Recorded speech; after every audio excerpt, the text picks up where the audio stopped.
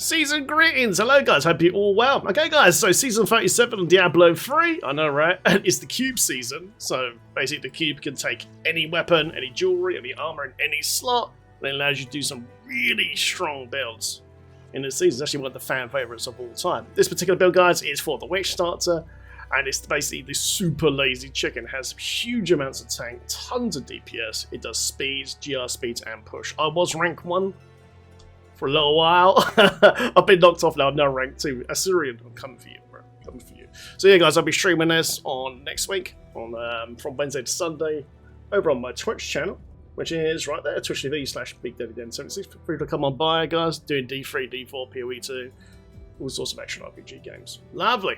So yeah, guys, super lazy build. Basically, you go into a chicken form. For those who've never played Diablo, or maybe the witch starter, go to a chicken form. You shoot chickens out your ass that hunt down enemies and explodes them. Then when you do your main explosion, by coming out of form by pressing any button, you do this big giga explosion.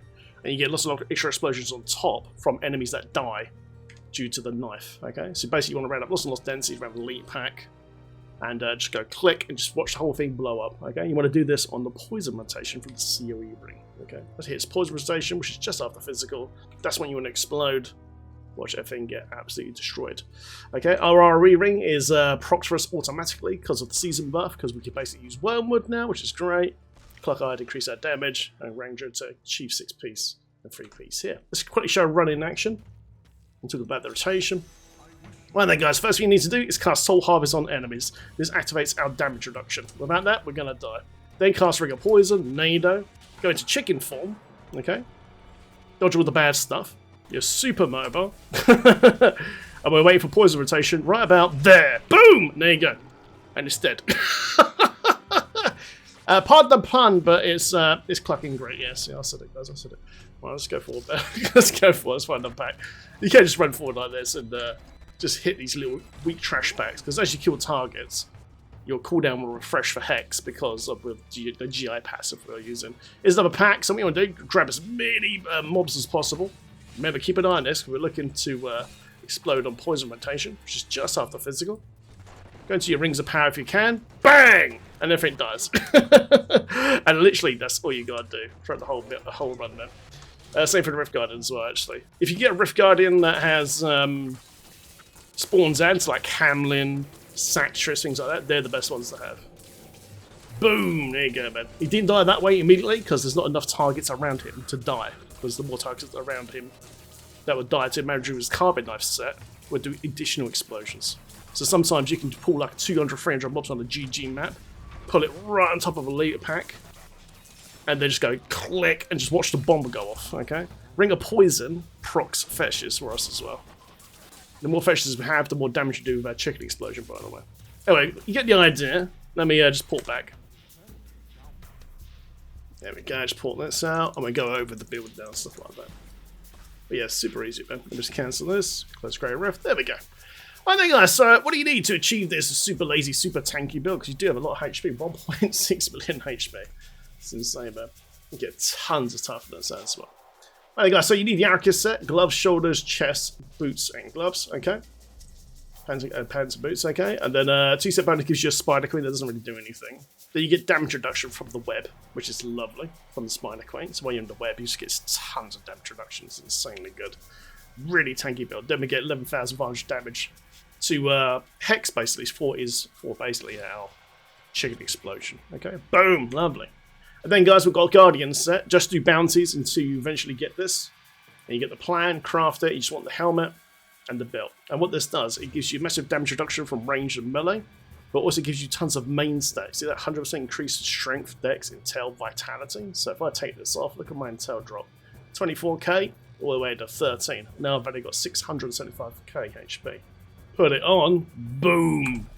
Turns you into a god. It gives you tons of damage. It's a really good set. It's so easy to craft the agents as well.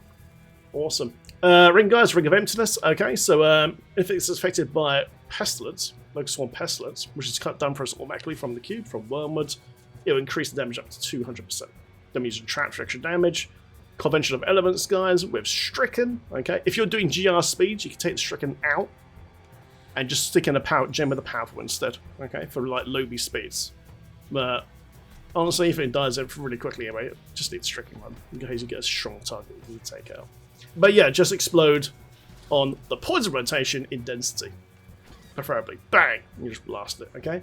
Amulet, guys, is Squirt's necklace. Mine's not very good, actually. The Squirt's necklace basically gives you guys an extra 100% increased damage when you are not hit. Now, you do take extra damage when you get hit, unfortunately. But because we're so tanky anyway, most of the time it doesn't really affect you that much.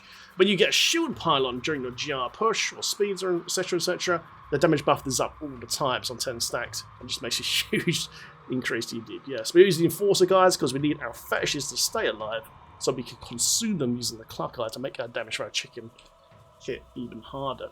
Then, guys, of course, I poisoned the Kumba's on the Bracer. Try to get one that gives you only need with 1 stack, preferably. So, if you die to Rift Guy, you just do 1 Soul Harvest stack and re-enable the damage reduction of 60%. Okay? Absolutely brilliant. Then, of course, guys, remember just Carver Knife and Gory Fetch. Okay, Hex Energy Chicken Explosion is increased by 2,000%. As slain enemies trigger an additional explosion. That's why you want to pull loads of density around the elite pack. Click it, then they die on poison rotation, probably, and then just blood the champion banner we just saw a minute ago. It's really, really good. Then you get additional movement speed as well, and of course the auto chicken summon as well. So it's just perfect to do bounties, T16 keys, absolutely everything you want to do. It's nice and mobile. This is the slow version. If you want to go faster, change Soul Harvest to Soul to Waste for speeds, and then change this over here, Jaunt to Severance for more speed. That's all you got to do, really. And you'll zip around super, super quick. Brilliant. Okay, then, guys. So let's go over the cube. In the cube, guys, we are using the Cluck-Eye. Okay, casting Hex Angry Chicken turns all of your pets, so the fetishes, into exploding chickens. Chickens deal 200% increased damage, and Angry Chicken deals 50% more damage per exploded chicken. Okay, so that's why we want to generate fetishes from the passive here by using Ring of Poison. Also, Nader will proc it as well. Your automatic chicken coming out as well will proc a pet as well. And that's why I use Enforcer, because we don't want them to die. Okay? And that way, you just get tons of damage. You'll see it once you do the GRs. Ring Royal Ranger, guys, from Act 1 Bounties, achieves the 6-piece bonus and 3-piece bonus here for Guardians and ARACHYRs. Brilliant. Put that in the cube, because you better keep wearing the COE, because it can roll better. And then, guys, Wormwood. Locust Swarm continuously plagues enemies around you, so you never have to cast on your bar. You just still want to have this rune on here, Pestilence, for the 100% spread. Because normally on this build, we have to use Creeping Death to make the vet of this deity forever. But we don't have to do this, because it's the lazy version, and we can just go and nice and chill. Nice and chill, guys. Nice and chill, as always. Brilliant. Alright, guys, so let's go over the skills. Okay, guys, Soul Harvest Languish. This gives us damage reduction and armor. Prime's Priorinator, guys, where they can increase damage and group everything together while you're doing your push. Okay, just grab this, just pull the elites into the big density bomb, and then boom, blow it up. It's so satisfying.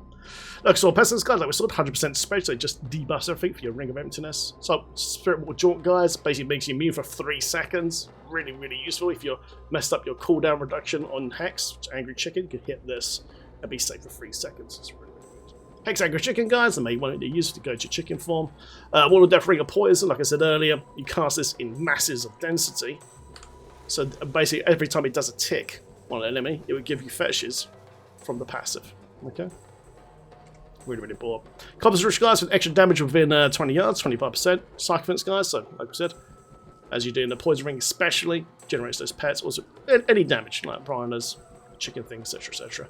Then you explode these from the Cluck-Eye. Pierce of Veil, guys, an extra 20% increased damage, and then Grave Injustice is really important to the build. Every time you kill a target, you basically get some cooldown within 20 yards. Okay, this helps you stay in your Hungry Hex chicken form. Okay, you can change Pierce the Veil if you're having issues or you're playing hardcore. Change Pierce the Veil to Swampland Achievement, and that way you just get absolutely even more tank in density when you're pushing, okay? So if you are playing that, do it that way, okay? Lovely. Right then, guys, let's go to the follower, last but not least. Okay, guys, I'm using the Enchantress as always. Make sure you got the one where she cannot die, okay? So now, because we are using Enforcer, technically she is classed as a pet, so we can actually make it so we don't have to use this one. We can actually use the one where she can have access to all of her skills instead if you want to. Just an FYI. Okay, and I'm using Charm to CC the monsters. Amplification gives us even more damage for our chicken, which is really, really important. Then Erosion, guys, with extra 10% here. And then Fate's Lapse. Sorry, my camera's in the way. Just move that out of the way. There we go. So we've got Erosion here for an extra 10% increase here, and then Fate's Lapse, which is basically a self-res for us, okay? If you don't care about self-res, you want to go hardcore, you always go here for the extra attack speed to give yourself a little bit more DPS. But personally, I think my DPS is fine. So I like to have an emergency self-res for gear. Okay, man, so this is what I tend to use. I always tend to use canes, because basically you get so much DBs in the game now. You don't really need the extra DB. Maybe at the start of the character, but switch over, guys, to canes, man.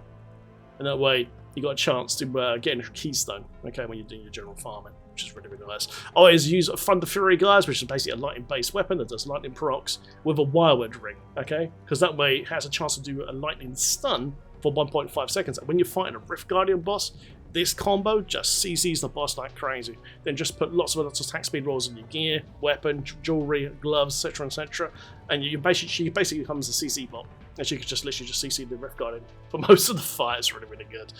Home Impads, guys, extra damage rusher and teleport out while you teleport. Can be useful for hardcore. Chestplate, anything you want, doesn't actually matter. I'm using Broken Crown because I always use this because I'm always running out of gems. So use Broken Crown, guys, for extra gems. Lovely. And then, guys, Flavor of Time, super important. All your pylon effects last twice as long. So when you're pushing, you get 2-minute shield, 1-minute power, 1-minute conduit. All those things make you go to rank 1, basically. And they just last for ages. Brilliant for speeds as well, man. 1-minute conduit for a rift. Bang. Oh, sick. And then, guys, Nemesis Bracelets, some more elite packs from the shrines. We can help you with all War's progress. And, of course, good old Oculus Ring, okay, as well. So, goes up to 85%. And when you kill a target, you see a golden circle appear on the floor. Walk in there and you get an extra up to 85% increased damage buff as well. Lovely. And of course, guys, remember to fully unlock your altar as well for all the extra damage buffs and stat buffs as well on top. I haven't actually completed mine yet because I'm lazy. You know, there's still a bunch of things like double primals to get, some extra bonuses. Make sure you run through that as well. It's really, really important. It can give you a lot of damage and utility. And there you go, guys. Enjoy Chicken, man. It's an absolute classic, and yeah, make sure you put topaz in your chest and your legs, and always have a diamond in your helm, by the way, because you really need it for your CDR and of course green in your weapon. Thanks for watching, guys. Subscribe for more. There'll be a build guide in the video description. Have a great evening. Thanks for watching. It's clocktastic.